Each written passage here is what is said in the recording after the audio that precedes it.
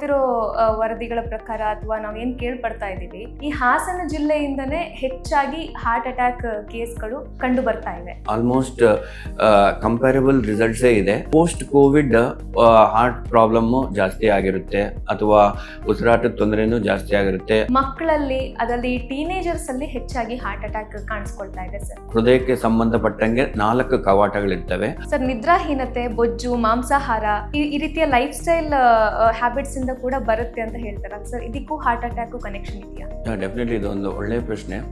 ಮುಂಚೆ ಎಲ್ಲ ನಾವು ನೋಡ್ಬೋದು, ಮಕ್ಕಳು ತಮ್ಮ ದೊಡ್ಡವ್ರನ್ನ ಕರ್ಕೊಂಡ್ ಬರ್ತಾ ಇದ್ರು. ಬಟ್ ಇತ್ತೀಚಿನ ದಿನಗಳಲ್ಲಿ ಅದು ರಿವರ್ಸ್ ಟ್ರೆಂಡ್ ಆಗಿದೆ. ಸ್ಟ್ರೆಸ್, ಎಲ್ಲರೂ ಸ್ಟ್ರೆಸ್ ಅಲ್ಲಿ ಒಳಗಾಗಿರ್ತಾರೆ. ಬೆಳಿಗ್ಗೆ ಎದ್ದ ತಕ್ಷಣ ಆಫೀಸ್ಗೆ ಹೋಗ್ಬೇಕಂತ ಸ್ಟ್ರೆಸ್. ಯೂಶಲಿ ನಮ್ಮ ಹಾರ್ಟ್ ಹೆಲ್ದಿ ಆಗಿರ್ಬೇಕು ಅಂತ ಹೇಳಿದ್ರೆ ಎಕ್ಸರ್ಸೈಸ್ ಮಾಡಬೇಕು, ವಾಕಿಂಗ್ ಮಾಡಬೇಕು, ವರ್ಕೌಟ್ ಮಾಡಬೇಕು ಅಂತಾರೆ. ತುಂಬಾ ಜನ ಜಿಮ್ ಅಲ್ಲಿ ವರ್ಕೌಟ್ ಮಾಡ್ತಿರ್ಬೇಕಾದ್ರೆ ಕುಸಿದ್ ಬಿದ್ದಿದ್ದಾರೆ, ಹಾರ್ಟ್ ಅಟ್ಯಾಕ್ ಆಗಿದೆ ಸರ್. ಅಯೋಟಿಕ್ ಡೈಸೆಕ್ಷನ್ ಅಂತೀವಿ. ಅಂಥವ್ರಲ್ಲಿ ಈ ಹೃದಯಾಘಾತ ಅಥವಾ ಹೃದಯ ಸ್ತಂಭನ ಆಗೋ ಚಾನ್ಸಸ್ ಇರುತ್ತೆ. ಇವು ಯಾಕಾಗ್ತವೆ ಅಂದ್ರೆ,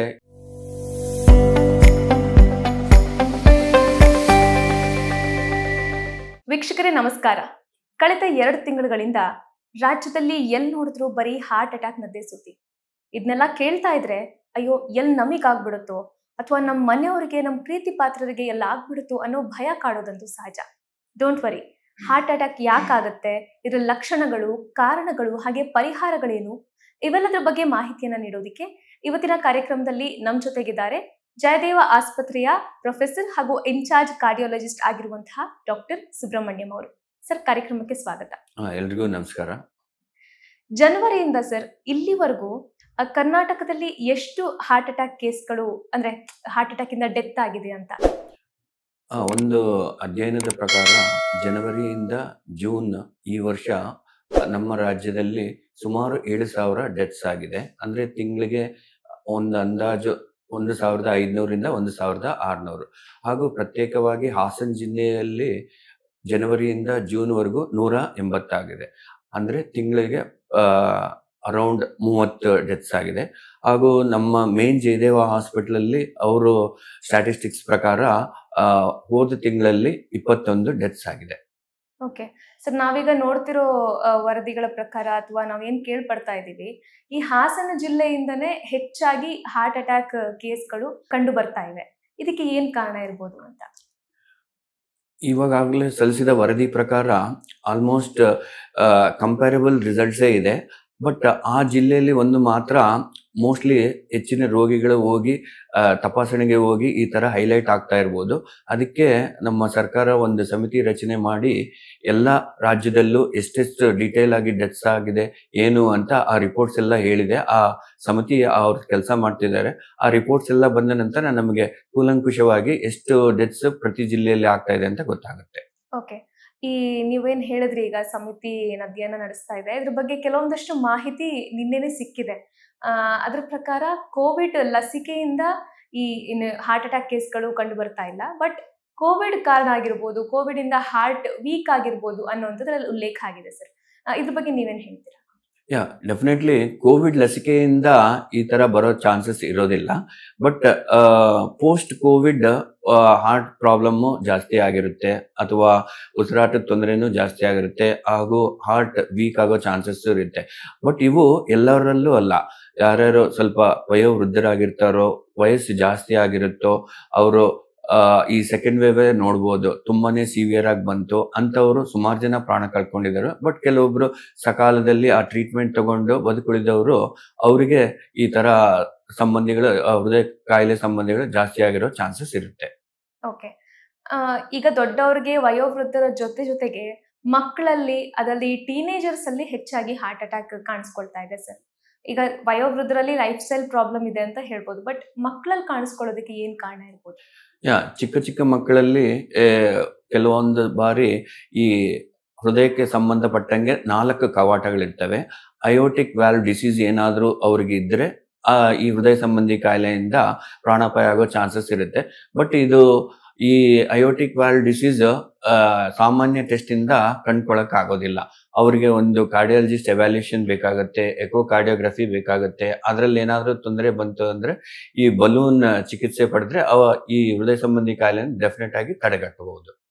ಓಕೆ, ಈಗ ಪೇನ್ ಕಿಲ್ಲರ್ಸ್ ತಗೊಳ್ಳೋದ್ರಿಂದ ಕೂಡ ಹಾರ್ಟ್ ಪ್ರಾಬ್ಲಮ್ಸ್ ಜಾಸ್ತಿ ಆಗುತ್ತೆ ಅಂತಾರೆ ಸರ್. ಇದು ಎಷ್ಟು ಮಟ್ಟಿಗೆ ನಿಜ ಅಂತ?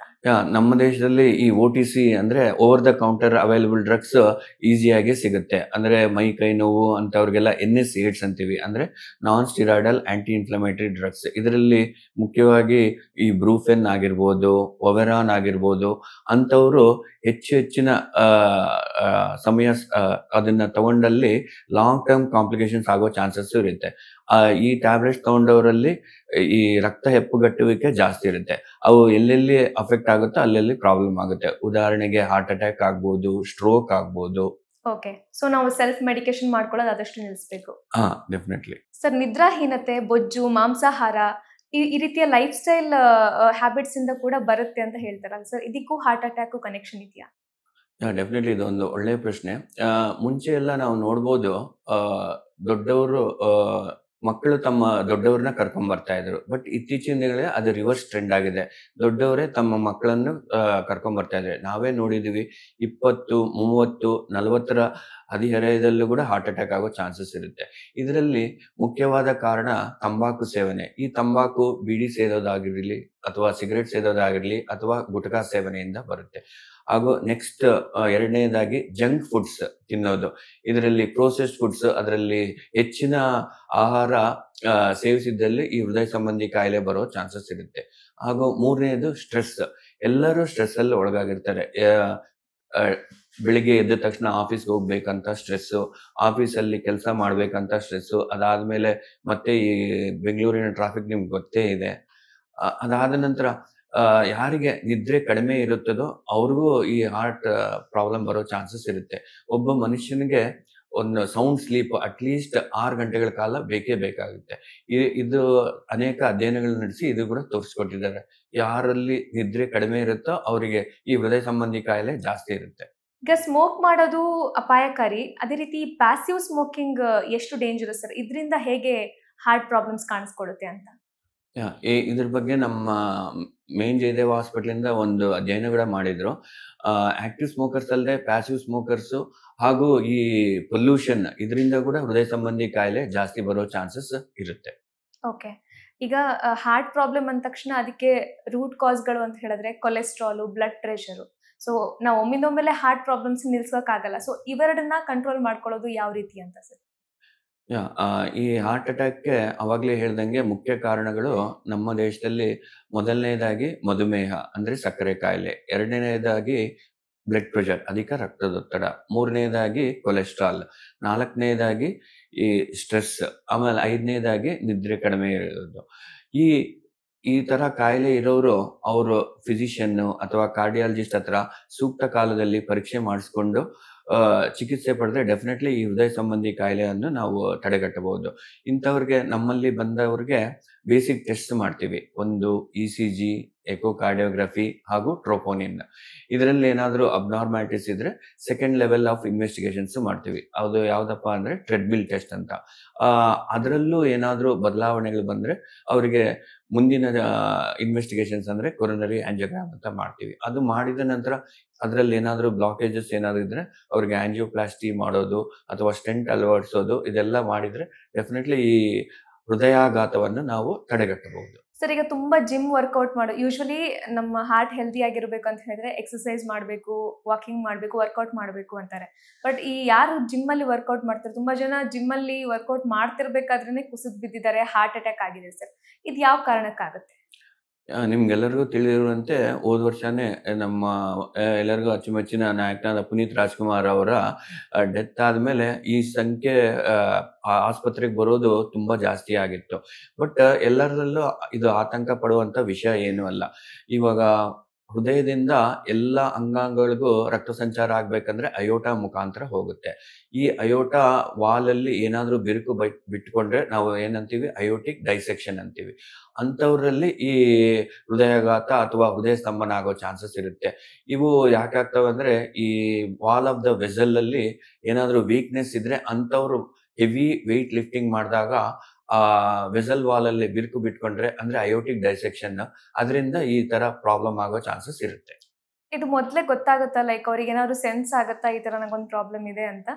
ಅದು ಅವರು ಪರೀಕ್ಷೆ ಮಾಡ್ಕೊಂಡಾಗ ಮಾತ್ರ ಗೊತ್ತಾಗುತ್ತೆ. ಓಕೆ. ಸೊ ಇನ್ನು ಸಿಂಪ್ಟಮ್ಸ್, ಲಕ್ಷಣಗಳು, ಅರ್ಲಿ ಸಿಂಪ್ಟಮ್ಸ್ ಯಾವ ತರ ಇರುತ್ತೆ? ಹಾರ್ಟ್ ಅಟ್ಯಾಕ್ ಆಗುವ ಕ್ಷಣದಲ್ಲಿ ನಮ್ಗೆ ಹೇಗೆ ಗೊತ್ತಾಗತ್ತೆ ಅಂತ ಸರ್? ಇದು ಎಲ್ಲರಿಗೂ ತಿಳಿದುಕೊಳ್ಳುವಂತ ವಿಷಯ. ಎಲ್ಲ ಎದೆನೋವು ಹಾರ್ಟ್ ಅಟ್ಯಾಕ್ ಅಂತ ಸೂಚಿಸೋದಿಲ್ಲ. ಹಾರ್ಟ್ ಅಟ್ಯಾಕ್ಗೆ ಮುಖ್ಯವಾಗಿ ಈ ಎದೆನೋವು ಮಧ್ಯಭಾಗದಲ್ಲಿ ಬರುತ್ತೆ. ತುಂಬಾ ಒತ್ತಿದಂಗೆ ಇರುತ್ತೆ ಹಾಗೂ ಮೋರ್ ದ್ಯಾನ್ 10 ಮಿನಿಟ್ಸ್, ಆಲ್ಮೋಸ್ಟ್ ಅರ್ಧ ಗಂಟೆವರೆಗೂ ಇರುತ್ತೆ. ಆಮೇಲೆ ನೀವು ಏನೇ ಮಾಡಿದ್ರೂ ಅದು ಕಡಿಮೆ ಆಗೋದಿಲ್ಲ. ಒಂದೊಂದ್ ಸಾರಿ ಜೊತೆಯಲ್ಲಿ ಸುಸ್ತಾಗತ್ತೆ, ಆಮೇಲೆ ವಾಂತಿನೂ ಬರುತ್ತೆ, ಆಮೇಲೆ ತುಂಬಾನೇ ಬೆವರ್ತಾರೆ. ಆಮೇಲೆ ಈ ಎದೆನೋವು ಒಂದೊಂದ್ ಸಾರಿ ಎಡಭಾಗ, ಎಡಭುಜಕ್ಕೆ, ಎಡ ಕೈಗೆ ಆ ರೇಡಿಯೇಷನ್ ಕೂಡ ಆಗುತ್ತೆ. ಇಂಥವ್ರ ಈ ಲಕ್ಷಣಗಳು ಕಂಡು ಬಂದಲ್ಲಿ ನಾವು ಒಂದು ಡಾಕ್ಟರ್ ಹತ್ರ ಸಲಹೆ ಪಡ್ಕೊಂಡು ಇಸಿಜಿ, ಎಕೋ ಮತ್ತೆ ಟ್ರೋಪೋನಿನ್ ಮಾಡಿಸ್ಕೊಂಡ್ರೆ ಏನಾದ್ರೂ ಅದರಲ್ಲಿ ಹಾರ್ಟ್ ಅಟ್ಯಾಕ್ ಅಥವಾ ಹೃದಯಾಘಾತ ಆಗಿದ್ರೆ ಚಿಕಿತ್ಸೆ ಕಂಡು ಬಂದಲ್ಲಿ, ಚಿಕಿತ್ಸೆ ತಗೊಂಡಲ್ಲಿ ಡೆಫಿನೆಟ್ಲಿ ಈ ಕಾಯಿಲೆಯನ್ನು ನಾವು ತಡೆಗಟ್ಟಬಹುದು.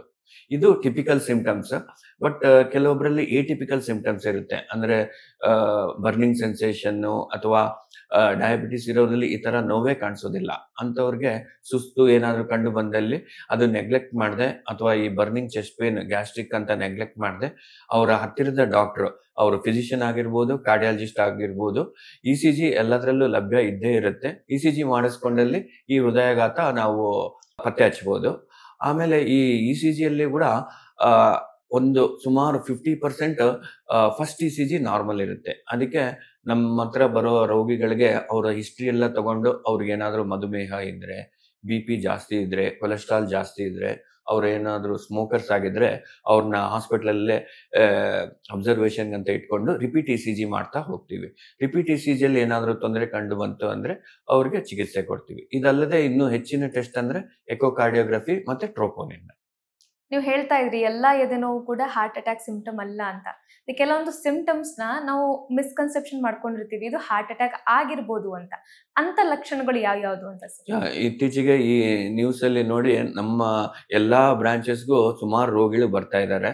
ಏನೇ ಸ್ವಲ್ಪ ತೊಂದರೆ ಆದ್ರೂ, ಅಂದ್ರೆ ಚುಚ್ಚಿದಂಗಾಗೋದು, ಬೆನ್ನು ನೋವಾಗೋದು, ಎದೆ ನೋವಾಗೋದು, ಎಸ್ಪೆಷಲಿ ಯಂಗ್ಸ್ಟರ್ಸ್ 20ರಿಂದ 40 ವರ್ಷ ಈ ವಯಸ್ಸಿನಲ್ಲಿ ಬರ್ತಾ ಇದ್ದಾರೆ. ಬಟ್ ಅವ್ರಿಗೆಲ್ಲ ನಾವು ಈ ಒಂದು ಇಸಿಜಿ, ಎಕೋ ಎಲ್ಲ ಮಾಡಿಬಿಟ್ಟು ಎಲ್ಲ ನಾರ್ಮಲ್ ಇದೆ ಅಂತ ರಿಯಶ್ಯೂರೆನ್ಸ್ ಕೊಟ್ಟು ಟ್ರೀಟ್ಮೆಂಟ್ ಎಲ್ಲ ಕೊಟ್ಟು ಕಳಿಸ್ತಾ ಇದೀವಿ.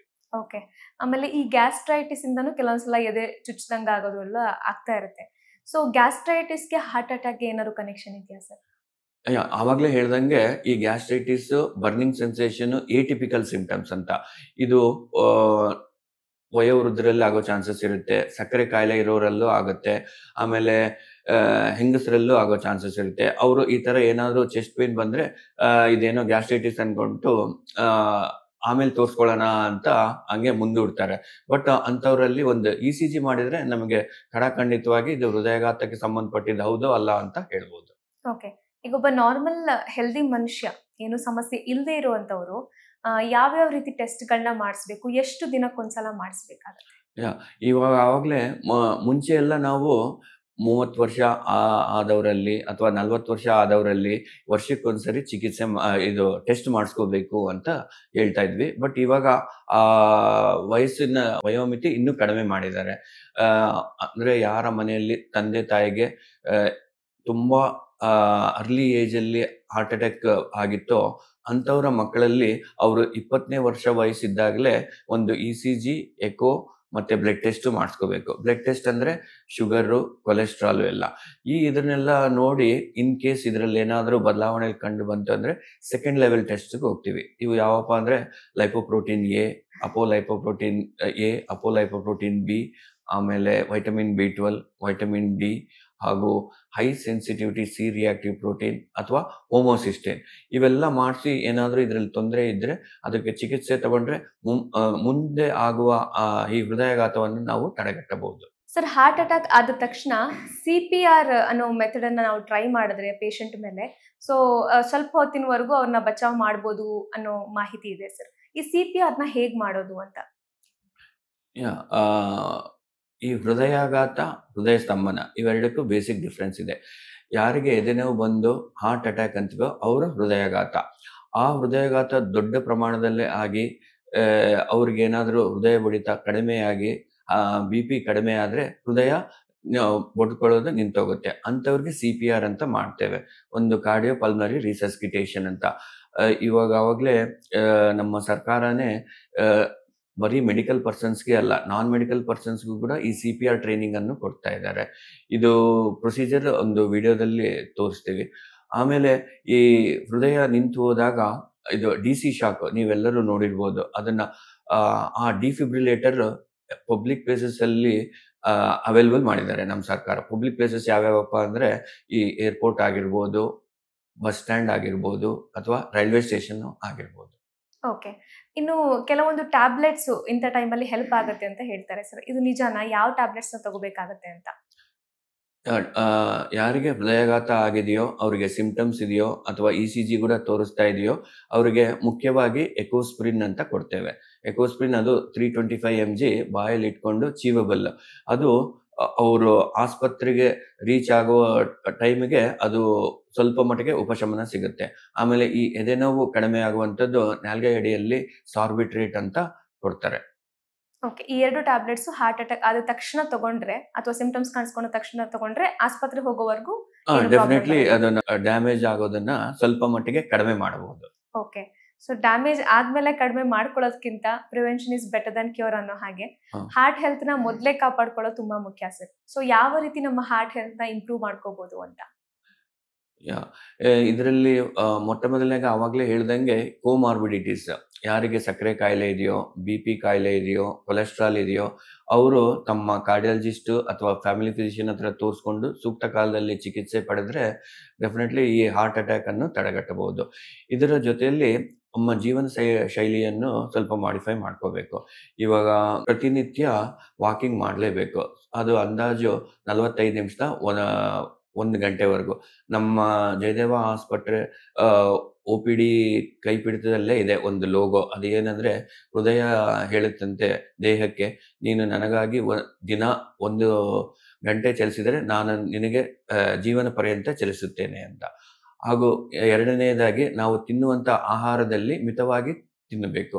ಈ 3 ಬಿಳಿಯ ಪದಾರ್ಥಗಳು, ಒಂದು ಸಕ್ಕರೆ, ಒಂದು ಉಪ್ಪು, ಇನ್ನೊಂದು ಮೈದಾ, ಹಾಗೂ ಈ ಜಂಕ್ ಫುಡ್ಸ್ ಅನ್ನು ಅವಾಯ್ಡ್ ಮಾಡಬೇಕು. ಹಾಗೂ ಎಣ್ಣೆ, ಬೆಣ್ಣೆ, ತುಪ್ಪ ಎಲ್ಲ ಕಡಿಮೆ ಸೇವನೆ ಮಾಡಬೇಕು. ಯಾರು ಈ ಧೂಮಪಾನ ಮಾಡ್ತಾರೋ ಅದೆಲ್ಲ ನಿಲ್ಲಿಸಬೇಕು. ಹಾಗೂ ಮದ್ಯಪಾನ ಮಾಡ್ತಾರೋ ಅದನ್ನು ನಿಲ್ಲಿಸಬೇಕು. ಇದರ ಜೊತೆಯಲ್ಲಿ ಹಣ್ಣುಗಳು, ತರಕಾರಿಗಳು ಚೆನ್ನಾಗಿ ತಿನ್ನಬೇಕು. ನಮ್ಮ ಜನಗಳಲ್ಲಿ ಒಂದು ತಪ್ಪು ಕಲ್ಪನೆ, ಹಣ್ಣುಗಳೆಲ್ಲ ರೋಗ ಬಂದಾಗಲೇ ತಿನ್ನೋದು, ಆಸ್ಪತ್ರೆ ಇದ್ದಾಗಲೇ ತಿನ್ನಬೇಕು ಅಂತ. ಆ ಥರ ಅಲ್ಲ. ಇದು ಕೂಡ ಅಧ್ಯಯನ ನಡೆಸಿದ್ದಾರೆ. ಯಾರ್ಯಾರು 4 ರಿಂದ 5 ಸರಿ ದಿನನಿತ್ಯ ಹಣ್ಣುಗಳು ಸೇವಿಸ್ತಾರೋ ಅವರಿಗೆ ಈ ಹೃದಯ ಸಂಬಂಧಿ ಕಾಯಿಲೆ ಕಡಿಮೆ ಅಂತ ತೋರಿಸ್ತಾರೆ. 4 ರಿಂದ 5 ಸಲನಾ? ಇಂಟರ್ ಹಾರ್ಟ್ ಸ್ಟಡಿ ಅಂತ ಹೇಳ್ತಾರೆ. ಬೆಳಿಗ್ಗೆ, ಮಧ್ಯಾಹ್ನ, ರಾತ್ರಿ. ಬಟ್ ಅಟ್ಲೀಸ್ಟ್ ಒಂದು 2 ಸರಿ ತಿಂದ್ರು ಕೂಡ ಓಕೆ. ಅಂದ್ರೆ ಊಟದ ಜೊತೆಗೆ ಆಸ್ ಅ ಮೀಲ್ ಹಣ್ಣುಗಳನ್ನ ತಿನ್ನಿ? ಅದೇ, ಊಟದ ಜೊತೆಗೆ. Fine sir. ಹಾರ್ಟ್ ಅಟ್ಯಾಕ್ ಕುರಿತಾಗಿ ನಾವು ಯಾವ ರೀತಿ ಪ್ರಿಕಾಷನ್ಸ್ ತಗೋಬೇಕು, ಯಾವ ರೀತಿ ಪ್ರಿವೆಂಟ್ ಮಾಡೋದು, ಇದೆಲ್ಲದರ ಬಗ್ಗೆ ಮಾಹಿತಿನ ತಿಳಿಸಿಕೊಟ್ರಿ ಸರ್. ಧನ್ಯವಾದಗಳು. ನಮಸ್ಕಾರ. ಲೇಟೆಸ್ಟ್ ಹಾಗೂ ಇಂಟ್ರೆಸ್ಟಿಂಗ್ ಸುದ್ದಿಗಳಿಗಾಗಿ ಬಾಸ್ ಟಿವಿ ಕನ್ನಡ ಚಾನೆಲ್ನ ಸಬ್ಸ್ಕ್ರೈಬ್ ಮಾಡಿ. ಹಾಗೆಯೇ ಬೆಲ್ ಐಕಾನ್ ಪ್ರೆಸ್ ಮಾಡಿ. ಇದರ ಜೊತೆಗೆ ಫೇಸ್ಬುಕ್, ಇನ್ಸ್ಟಾಗ್ರಾಮ್, ಎಕ್ಸ್ ನಲ್ಲೂ ಮಿಸ್ ಮಾಡದೆ ಫಾಲೋ ಮಾಡಿ.